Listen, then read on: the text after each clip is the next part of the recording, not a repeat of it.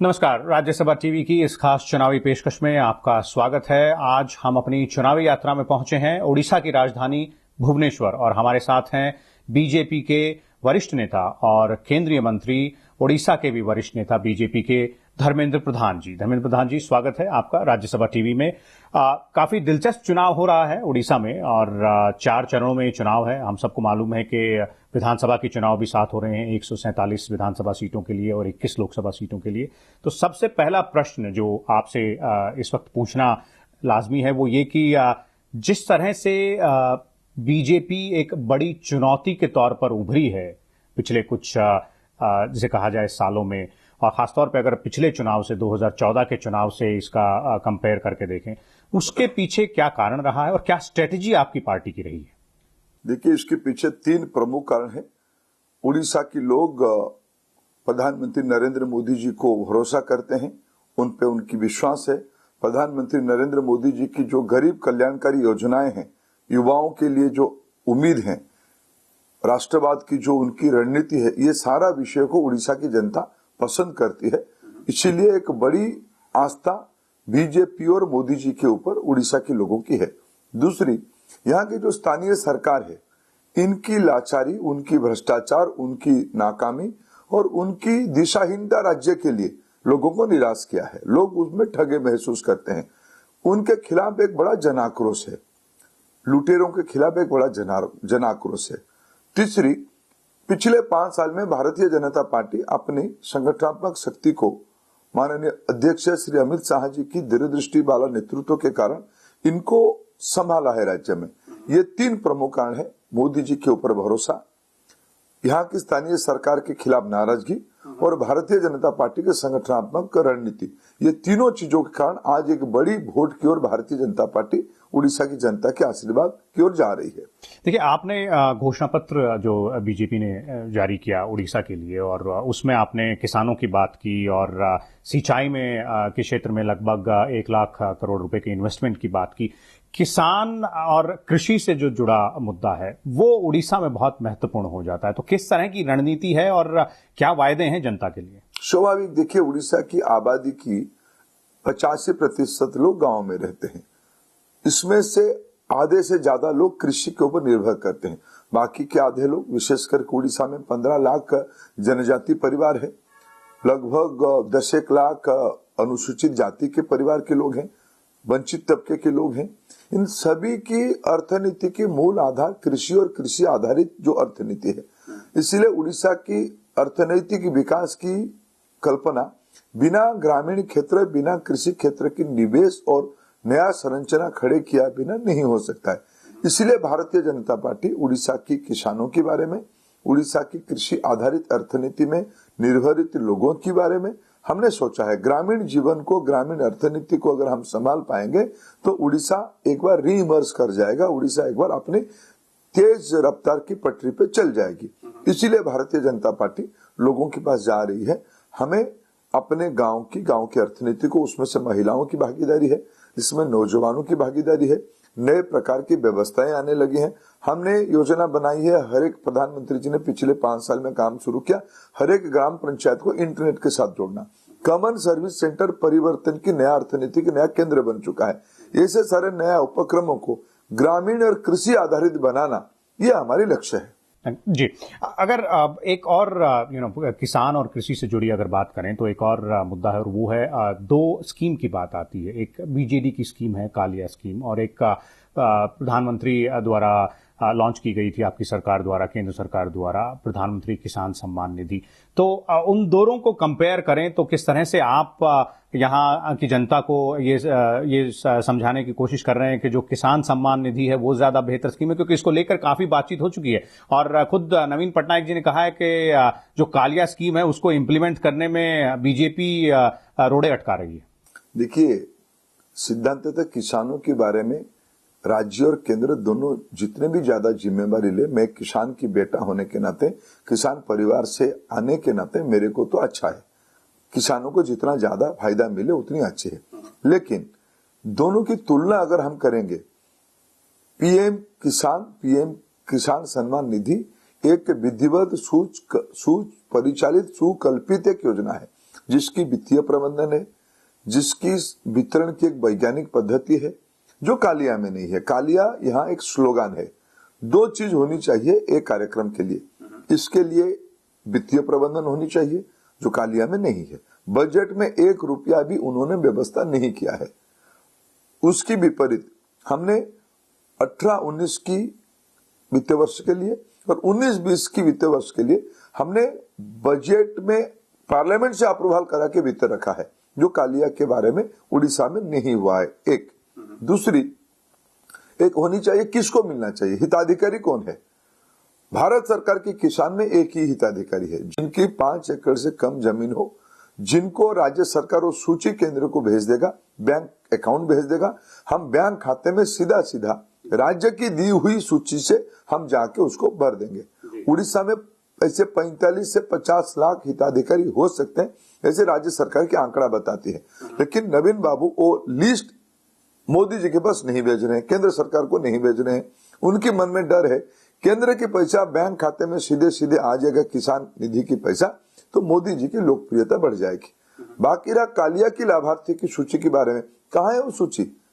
यहाँ की पत्रकारों ने तो ये खंगाल के निकाल दिया, उनकी वरीय मंत्रियों के नाम पे, उनकी किसी के पिताजी, कोई कैबिनेट मंत्री है उनके पिताजी के नाम पे है, कोई कैबिनेट मंत्री उनके भाई के नाम पे है, कोई कैबिनेट मंत्री है उनकी पत्नी के नाम पे है। एमएलए, एमपी, शासक दल के सरकारी में नौकरी किए हुए लोग, 4-4 ट्रैक्टर रखने वाले लोगों के नाम पे कालिया की पहला लाभार्थी सूची आ गया। ये सारा विषय जब चुनाव आयोग के सामने आई, चुनाव आयोग कहा कि भाई आप 2 चीज दिखाओ। राज्य की चीफ सेक्रेटरी साहब को बुला के पूछा, इसकी बजट की प्रोविजन कहाँ है बताओ, इसकी बेनिफिशियरी लिस्ट कहाँ है बताओ, लाभार्थी लिस्ट कहाँ है, उसको वैज्ञानिक प्रक्रिया बताओ। दोनों में चीफ सेक्रेटरी चुप बैठे, उनकी 2-3 विभागीय सचिव थोड़ा गुमराह करने का कोशिश की। चुनाव आयोग उसमें आपत्ति किया है, इसलिए केंद्र सरकार ने नहीं किया है। उनकी नाकामी के कारण, उनकी आधे अधूरे मन के कारण, उनके मन में जो किसानों को धोखा देने की जो षड्यंत्र है वो पकड़ में आ गई। इसलिए दोनों स्कीम तुलना नहीं किया जा सकता है। एक और आपकी पार्टी और बीजेडी की जो स्कीम्स हैं, खासतौर पे वेलफेयर स्कीम की अगर बात करें, और आपने अभी पिछले दिनों एक बयान दिया था कि अगर बीजेपी की सरकार बनी तो 1 रुपए में 5 किलो चावल और आधा किलो दाल और नमक का दिया जाएगा। तो इस तरह की जो घोषणाएं हैं उनको आप कैसे, ये जो प्रॉमिसेस हैं, जो वायदे हैं, उनको कैसे पूरा कर पाएंगे। और हाल फिलहाल बीजेडी की जो सरकार है उनकी तरफ से भी 1 रुपए में चावल मुहैया कराया जा रहा है लोगों को। देखिए, 1 रुपया की चावल बीजेडी सरकार नहीं दे रही है। 32 रुपया की चावल में 29 रुपया केंद्र सरकार खाद्य सुरक्षा योजना के अंतर्गत दे रही है। इसलिए एक तो ये भ्रम है कि 1 रुपया की चावल वो दे रहे हैं, सिर्फ 2 रुपया दे रहे हैं। दूसरे की पड़ोस से ले आके अतिथि को सत्कार करने की कोई सीखे तो नवीन बाबू से सीखे। योजना केंद्र की है, बांटने की जिम्मेदारी उनके पास है। इसीलिए मनी ऑर्डर कोई भेजता है, डाकिया कहता है कि मैं पहुंचा दिया, मैं दे दिया, ऐसे कल प्रधानमंत्री जी ने कहा है। बाकी रहा हमारी योजना और उनकी योजना की में एक मूलभूत फर्क है। आपको मैं बताऊं, उड़ीसा की 25 जिलों में बच्चों की हालत बहुत खराब है। कुपोषण के कारण उनकी ऊंचाई और उनकी वजन दोनों दिन ब दिन घटते जा रहा है, ये राज्य की तथ्य कह रहा है। गर्भवती माताओं की तबीयत बहुत खराब है, महिलाओं की तबीयत बहुत खराब है। समाज में 25 जिलों में कुपोषण की स्थिति है। इसको उससे बाहर निकालने के लिए सिर्फ चावल नहीं, प्रोटीन की भी आवश्यकता होगी, दाल की भी आवश्यकता होगी, नमक की भी आवश्यकता होगी। हमने प्रधानमंत्री की जो सुपोषण अभियान हुई है उसी के अंतर्गत हमने ये वादा किया है। ये सिर्फ चुनावी स्टंट नहीं है। जी, एक और महत्वपूर्ण मुद्दा है और एक और महत्वपूर्ण सेक्शन है सोसाइटी का, और उड़ीसा को देखें तो महिलाओं की हम बात करते हैं। महिलाओं के लिए बात करें तो बीजेडी की तरफ से चुनाव से पहले घोषणा की गई थी कि वो 33% जो पार्टी में जो टिकट बटेगी इस चुनाव में वो महिलाओं को आरक्षण दिया जाएगा। आपकी जो यहाँ पर जो तीसरी पार्टी है जो कि मुख्य विरोधी दल है कांग्रेस, उनकी तरफ से भी बार बार डिमांड रही है कि 33% आरक्षण दिया जाए। बीजेपी की तरफ से कितने महिला उम्मीदवारों को उतारा गया है और किस तरह से जो महिलाओं का जो प्रतिनिधित्व है उसको किस तरह से बढ़ावा? देखिए, बीजेडी ने कुछ जगह के बदल के जो बदनाम हो गए थे, भ्रष्ट हो गए थे, इसे उनके परिवार की महिला सदस्य को दे दिया है। इसलिए तो फिर लोकसभा में, विधानसभा में तो दिया नहीं। प्रसंग कितना प्रतिनिधि देना वो नहीं है प्रसंग। पिछले बार नवीन जी के सरकार में कितने लोग मंत्री थे महिला? 2-3 लोग ही, 2 ही थे, कभी कभी 1 भी हो जाते थे। ये तो सांकेतिक बात है ना। नवीन बाबू की राज में उड़ीसा में पिछले 70 साल में कोई खराब अवस्था में है तो उड़ीसा की माँ बहनें हैं। मैं बहुत पुरानी बात नहीं कह रहा हूँ। 4 दिन पहले मुख्यमंत्री जी के घर से 10-15 किलोमीटर दूर में एक 6 साल की बच्ची शाम को अगवा हो जाती है। पिताजी थाने में पहुंचता है, थाने वाला रिपोर्ट लिखाने में बिल्कुल सहयोग नहीं करता, रिपोर्ट लेती ही नहीं है। 4 घंटे के बाद रात को 10-11 बजे तक उस बच्ची की लाश मिलती है, रेप हुई है, लाश हुई मिलती है। अपराधी भाग जाता है, पिता फिर दोबारा थाने में जाता है तो उसको बीजेडी के गुंडों ने पीटा थाने में। यह घटना माननीय मुख्यमंत्री जी 19 साल के मुख्यमंत्री की जिम्मे में है, खुद गृह मंत्री है। इतनी संवेदनहीनता महिलाओं के प्रति कभी क्राइम रिपोर्ट में उड़ीसा नीचे में से 1, 2, 3 के अंदर आती है। महिलाओं की जो रेशियो है, पुरुष महिलाओं की रेशियो अच्छे जिलों में घटते जा रहा है। महिला बीजू जनता दल की सरकार की आक्रोश की शिकार है। इसलिए तो आपने उस आक्रोश से बचने के लिए उन्होंने लोकसभा में 33% आरक्षण दे के एक उन्होंने ढकोसलापन दिखाया है।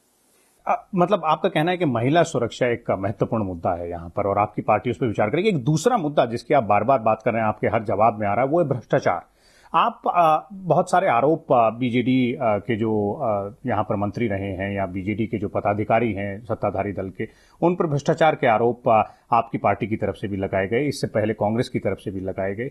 तो भ्रष्टाचार आपको लगता है कि एक बड़ा मुद्दा है यहाँ पर, और अगर है तो उसको किस तरह से आप टैकल करेंगे?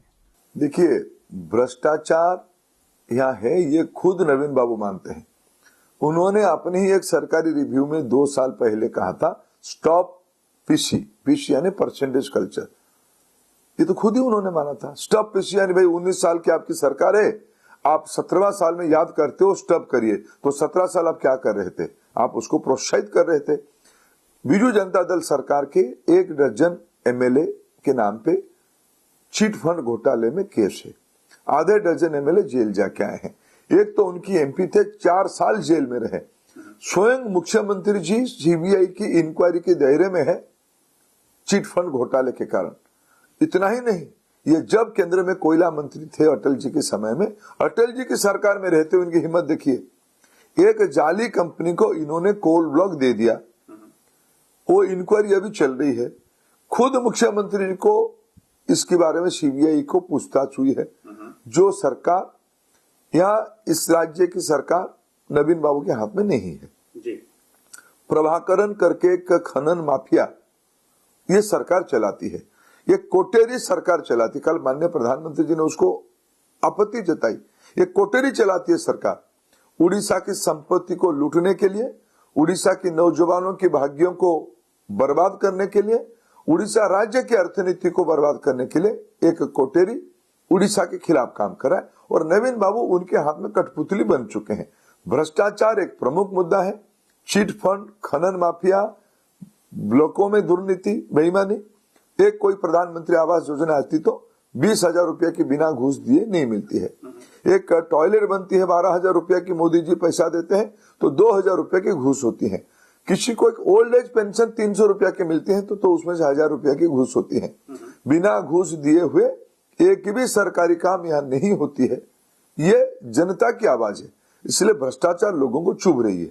जी, एक और महत्वपूर्ण सेगमेंट है सोसाइटी का यहाँ पर उड़ीसा में, और वो है जनजातीय लोग, और अच्छी खासी उनकी तादाद भी है। तो शेड्यूल ट्राइब्स यानी कि जनजातीय लोगों के लिए अगर आपकी पार्टी की सरकार आती तो किस तरह की रणनीति आपके दिमाग में है, आपकी पार्टी की किस तरह से रणनीति है कि उनके कल्याण के लिए क्या किया जा सकता है? देखिए, अटल जी जब केंद्र में पिछले बार प्रधानमंत्री थे तब जनजाति विभाग अलग बनाए थे और उड़ीसा के कद्दावर नेता जुएल ओराम जी को उसकी विभाग तब उन्होंने काम दिया था।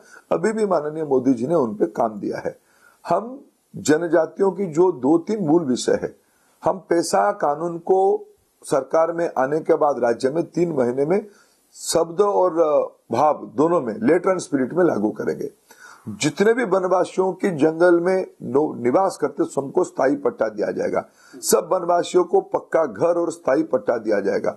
सारे वनवासी नौजवान नवयुवती रोजगार और स्वरोजगार में लगे, उनको स्किल डेवलपमेंट की प्रोग्राम पे जोड़ते हुए इनको अपने पैर पे खड़ा होने की योजना बनाई जाएगी। उनकी स्वास्थ्य, उनकी शिक्षा और जो जंगल से वो संग्रह करने वाले चीजों को भारत सरकार मिनिमम सपोर्ट प्राइस देना चाहती है, जुएल जी देना चाहते हैं। राज्य सरकार लेना नहीं चाहती है। ये सरकार जाएगी, जंगलों में रहने वाले लोगों की पट्टा, उनकी स्वास्थ्य, उनकी अर्थनीति, उनकी पढ़ाई, उनकी रहने की व्यवस्था, इस सारे को भारतीय जनता पार्टी सरकार प्राथमिकता देकर चिंता करेगी। जी, अब देखिए, लोकसभा चुनाव भी साथ साथ हो रहा है तो थोड़ा सा राष्ट्रीय मुद्दों की भी बात करते हैं और खासतौर पे आपके मंत्रालय से जुड़े हुए मुद्दे की बात करते हैं, जिसको लेकर विपक्ष की तरफ से कई आरोप लग रहे हैं सरकार पर और कई सवाल पूछे जा रहे हैं कि जो चुनाव का जब समय आता है तो उस समय जो तेल की कीमतों को लेकर काफी राजनीति की जाती है। कई तरह के बयान हैं, कई तरह के आरोप हैं और एक आरोप उनमें से यह है कि पिछले 5 साल में जो बीजेपी की सरकार रही केंद्र में, तो जो तेल की कीमतें हैं उन पर लगाम लगाने की कोई जिसे कहा जाए बहुत जबरदस्त कोशिश या मजबूत कोशिश नहीं की गई। देखिए, तेल विभाग के बारे में अगर मैं आपको एक लाइन पर समझाऊं, जब कांग्रेस पार्टी हमको 2014 में छोड़ के गया था, लाखों करोड़ रुपया की कर्जा उन्होंने हमारे ऊपर छोड़ के गया था तेल खरीदने में। आज हम कोई कर्जा में नहीं है। अगर मोदी जी अपने अंतर्राष्ट्रीय नेतृत्व के कारण, अंतर्राष्ट्रीय संबंधों के कारण रशिया, सऊदी, यूएई, अमेरिका ऐसे सारे देशों को बातचीत करके, सिर्फ भारत के नहीं, आज तेल उत्पादनकारी देश एक ही बात कहते हैं। क्या हम प्रधानमंत्री नरेंद्र मोदी जी की जो अपील है तेल खपतकारी देशों के लिए, कंज्यूमिंग स्टेट के लिए, भाई जितना तेल की दाम महत्व है उत्पादनकारी देशों के लिए, उतना ही महत्व है खपत वाले देशों के लिए, उससे ज्यादा महत्व है जी। आज मोदी जी इस विषय को समझाने में सफल हुए हैं वैश्विक प्रोड्यूसिंग कंट्री को, वर्ल्ड स्तर की प्रोड्यूसिंग कंट्री को, कि भाई तेल की दाम आप बढ़ाओगे तो कंज्यूमिंग कंट्री विकल्प के रास्ते में जाएंगे, ऊर्जा के लिए रिन्यूएबल एनर्जी पे जाएंगे, बायो एनर्जी पे जाएंगे, इलेक्ट्रिक एनर्जी पे जाएंगे, जो जा भी रहे हैं बड़े तरीके से। इसलिए आप तेल की दामों को नियंत्रित रखो। अगर अंतर्राष्ट्रीय समूह भारत की प्रधानमंत्री की बात को मानते हुए तेल की दाम को नियंत्रित रख रहा है, विपक्ष को खुश होनी चाहिए या उनकी पेट पे पीड़ा होनी चाहिए? मैं तो उनकी दिवालियापन को हंस रहा हूं। यह कैसे सोच है? आज अगर भारत में मुद्रास्फीति नियंत्रित है, तेल के कारण हमने आज कोई भारी भरकम बोझ जनता पे नहीं दे रहे हैं, तो उनको दिक्कत क्या है? वो तो खुश होनी चाहिए, मोदी जी को समर्थन करनी चाहिए। एक और मुद्दा तेल पदार्थों को लेकर जिस पर चर्चा हो रही वो ये कि क्या चुनाव के बाद अगर आपकी सरकार आई तो वो या कोई और सरकार आई तो वो क्या ये संभव हो पाएगा कि जीएसटी के दायरे में आखिरकार जो पेट्रोलियम पदार्थ हैं उनको लाया जा सके? वो तो जीएसटी काउंसिल के विषय है, भारत सरकार के विषय भी नहीं है। राज्यों की सरकारें और केंद्र की सरकार दोनों मिलकर जो जीएसटी काउंसिल है, अगर वो कभी सोचेगा तो अच्छी होगा। आपको लगता है कि जीएसटी के दायरे में लाना बेहतरी होगी? एक पेट्रोलियम मंत्री आप रहे हैं, धीरे धीरे आ ही जाएगा। देखो, राज्यों की भी जो चिंता अपनी जगह पे सही है। जीएसटी की जो सफल प्रयोग पिछले 2 साल में हुई है, सभी की आत्मविश्वास बढ़ी है, टैक्स की कलेक्शन बढ़ी है, टैक्स चोरी रुकी है, टैक्स की दायरा बढ़ी है, लोग ज्यादा टैक्स दे रहे हैं, भरोसा करके टैक्स दे रहे हैं, विकास हो पा रहा है। ये सब के कारण आज एक नया आत्मविश्वास बना है। मैं मानता हूं धीरे धीरे पेट्रोलियम प्रोडक्ट भी जीएसटी के दायरे में आ जाना चाहिए। वापिस उड़ीसा की बात करते हैं और 2-3 सवाल उड़ीसा से संबंधित और बहुत महत्वपूर्ण भी है, क्योंकि 2014 में जब चुनाव हुआ था तो बीजेपी को भारी बहुमत मिला था लोकसभा चुनाव में। एक मोदी लहर थी जिसकी बातचीत की जा रही थी और उसका परिणाम भी दिखाई दिया 2014 में। लेकिन उस लहर के दौरान भी उड़ीसा राज्य में बीजेपी को 21 में से 1 सीट मिली और विधानसभा की 147 में से लगभग 15 सीटें मिली, 10 सीटें मिली। तो अब इस चुनाव में आपको क्या लगता है 2014 और 2019 में क्या अंतर है और कितनी उम्मीद आपको है? देखिए, मैंने जो पहले विषय 3 कहा था वही 3 को मैं दोहराना चाहूंगा। प्रधानमंत्री की कल्याणकारी योजनाओं के ऊपर लोगों की भरोसा है। पिछली बार प्रधानमंत्री जी देश में एक नई आस जगा पाए थे, इस बार लेकिन वो आस भरोसा में परिवर्तित हो चुका है। उड़ीसा इस बार भरोसा कर रहा है, उड़ीसा इस बार उनको विश्वास कर रहा है, उड़ीसा इस बार उनको प्रेम कर रहा है। पिछले बार भी क्या था, पिछले बार आशा रखा था, लेकिन वो आशा को हम वोट में परिवर्तित नहीं कर पाए। हमारा संगठनात्मक ताकत यहाँ नहीं था। आज 5 साल के अंदर हम अपनी संगठनात्मक ताकत इतनी काबिल कर चुके हैं कि उस आस को, इस भरोसा को वोट में परिवर्तित करने के लिए एक तीसरी फैक्टर यहाँ बड़ी तेजी से काम कर रहा है। पिछले बार नवीन बाबू की सरकार जितना बदनाम था, उससे कई गुना ज्यादा बदनाम इस बार है। कई गुना अनास्था लोगों की उनके ऊपर है। वो सरकार खनन माफियाओं के हाथ में छोड़ दिए हैं। यही डर उड़िया लोगों में, क्या उड़ीसा दोबारा दूसरों के हाथ में चले जाएगा, क्या उड़ीसा विरोधी लोगों के हाथ में चला जाएगा, क्या ये डर पैदा होने लगा है। यही सब कारण है जो भारतीय जनता पार्टी को बड़ी सफलता दिलाएगी। आपने संगठनात्मक ताकत की बात की और किस तरह से संगठनात्मक ताकत जो है उसको बढ़ाया गया है और बनाया गया है। बहुत सारे कई सारे बीजेडी के पूर्व नेता हैं जिनको पार्टी में शामिल किया, आप लोगों ने टिकट भी दी। इसी तरह कांग्रेस के भी कई नेता हैं। तो एक आपको लगता है कि जो अंदरूनी खींचतान, खासतौर पे जो पार्टी का लॉयल वर्कर रहा हो यहाँ पे बीजेपी का जो है इतने सालों से, वहां अनईज है कुछ पार्टी में? मैं नहीं मानता हूँ। देखो, बीजेपी पिछले दिनों में जो विश्व की एक बड़ी पॉलिटिकल पार्टी करके आया है, हमने ये बहुत बड़ा गंगा है। प्रधानमंत्री जी की नेतृत्व में इस गंगा में बहुत सारे लोग, बहुत विचारधारा के, बहुत अच्छे लोग ज्वाइन किए हैं। सब भारतीय जनता पार्टी में समाहित हो जाएंगे। गंगा जी में जो डूबेगा उसको कल्याण मिल जाएगा। सिर्फ अन्य पार्टियों से लोग नहीं आए, बहुत प्रोफेशनल लोग आए हैं। भुवनेश्वर में हम जिनको चुनाव लड़ा रहे हैं, अपराजिता सोलंकी 11 साल की नौकरी छोड़ के आई है प्रशासनिक सेवा से।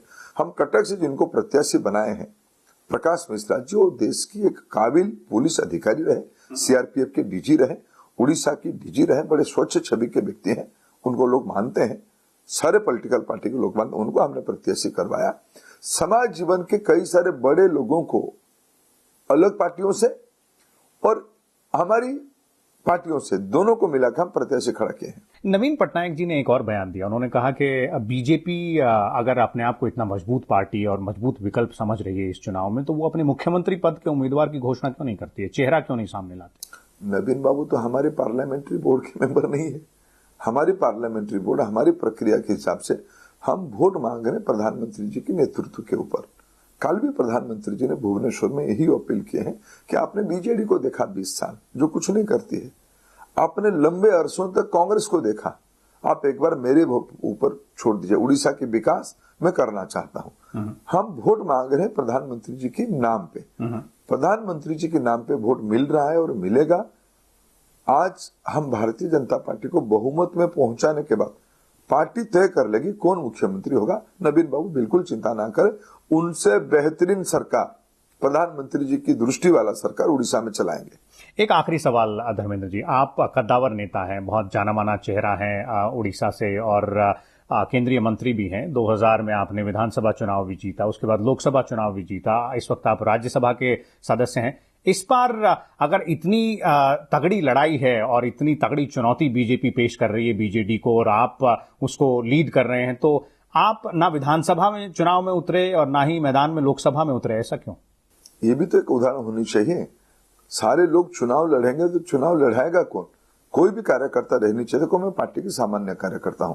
मेरे इच्छा से ना कभी मैं विधानसभा लड़ा था, ना लोकसभा लड़ा था, ना मैं, मेरे जैसे कार्यकर्ता को मेरे पार्टी ने 2 बार राज्यसभा भेजा है, 2 बड़े प्रांतों से भेजा है और केंद्र में मंत्री बनाई। ये मेरे जिंदगी की बहुत बड़ी उपलब्धि है। मैं उड़िया लोगों को कभी बदनाम नहीं किया हूं, उड़ीसा की सेवा किया हूं, देश की सेवा किया हूं। मैं पार्टी की सामान्य कार्यकर्ता हूं। मेरे को पार्टी जो काल को कहेगा कि तुमको जाके नॉर्थ ईस्ट में पार्टी की संगठन के काम संभालना है, मैं काल ही वहां से उठ के चला जाऊंगा, वहां काम करूंगा। मेरे पार्टी में व्यक्ति तय नहीं करता है कौन क्या होगा, पार्टी तय करती है। मेरे को पार्टी जो भूमिका देगी मैं वो काम करूंगा। पार्टी ने मेरे को अभी प्रचार अभियान की भूमिका दिया है, उस काम पे मैं लगा हूं। मतलब वो भूमिका मुख्यमंत्री की भी हो सकती है अगर आपकी पार्टी जीती तो? मैं बाहर संगठन करके भी जा सकता हूँ, ये भूमिका हो सकती है। मैं खुद को, मैं अपना सीमा जानता हूँ, मैं संतुष्टि आदमी हूँ। जी, तो आखिरी फैसला पार्टी का होगा। तो ये थे केंद्रीय मंत्री धर्मेंद्र प्रधान, उड़ीसा के बीजेपी के कद्दावर नेता, जो कि बता रहे थे कि क्या रणनीति उनकी पार्टी की होगी इस बार के चुनाव में और किस तरह से बड़ी चुनौती के तौर पर बीजेपी उभरी है बीजेडी के लिए उड़ीसा राज्य में। देखते रहिए राज्यसभा टेलीविजन।